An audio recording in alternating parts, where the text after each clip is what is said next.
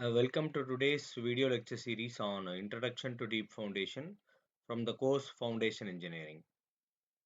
Myself, P.S. Venkatanarayanan, Assistant Professor, Department of Civil Engineering. In this session, we will understand what deep foundations are, why they are required, their different types, and how they transfer load safely to the ground surface. Let's begin. Before discussing deep foundation, let us recall shallow foundations. Shallow foundations transfer loads to the top layer of the soil and are suitable only when the soil has good bearing capacity. However, in location with soft clay, loose sand or high groundwater condition, shallow foundation may experience excessive settlement. For heavy structures such as high-rise buildings, bridges and industrial plants, engineers prefer deep foundations because they transfer loads to the stronger soil layers located at greater depths.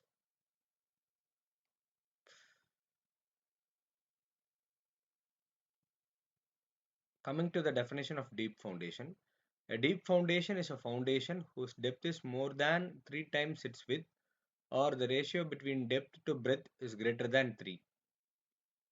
Its purpose is to bypass weak surface soil and transfer structural loads deeper to and stronger strata. Deep foundations are generally adopted when surface soil is weak, heavy loads are expected, groundwater level is very high, scour or erosion may occur. Selecting the correct foundation ensures safety and long-term performance.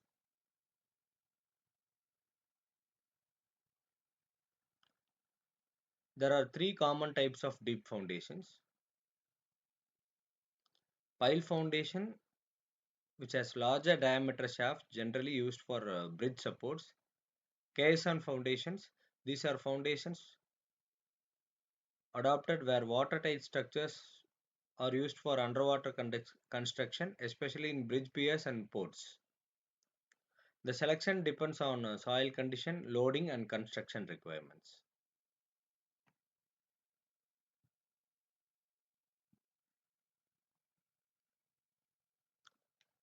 Piles are classified based on the material used. Concrete piles are the most common due to their durability. Steel piles are suitable for heavy loads and deeper penetration. Timber piles are economical and mainly used for temporary and lightweight structures. Based on construction, piles are classified as driven piles, which are hammered into the ground surface and are suitable for open sites, and bored piles, where a borehole is drilled first and then filled with reinforced concrete.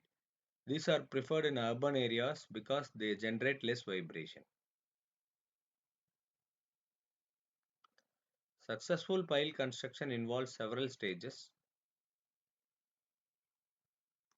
It begins with soil investigation and bore log analysis. Next, engineers estimate structural loads and select suitable pile dimensions.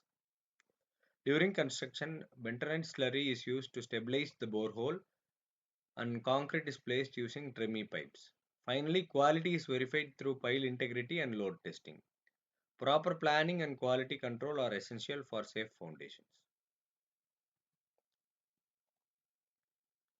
So, deep foundation transfer loads mainly into two ways. The first is in-bearing, where the pile cap rests on hard rock or dense soil and transfers the load directly. The second is skin friction, where the load is transferred through friction between the pile surface and the surrounding soil.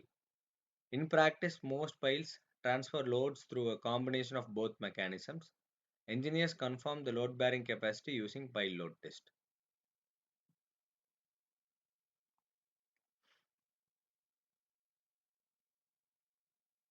To summarize, deep foundations are used whenever shallow foundation cannot safely transfer structural loads. Common types include piles, piers, and caissons. Piles may be classified based on material or construction method. Their load transfer occurs through in-bearing, skin friction, or both. Proper selection depends on soil condition, structural loads, and economy. Activity, let's test your understanding. Can you rearrange the letters E, I, E, L, I, P? Answer is pile. Also think about this question: why deep foundations are commonly used in coastal regions? Discuss with your classmates and find the answer. So the concept discussed today are based on the standard textbook BC Punmiya, Mittal, Venkatramaya and Arora. Thank you for watching this lecture. If you found it useful, please like, share and subscribe for more foundation engineering videos. See you in next lecture. Have a good day.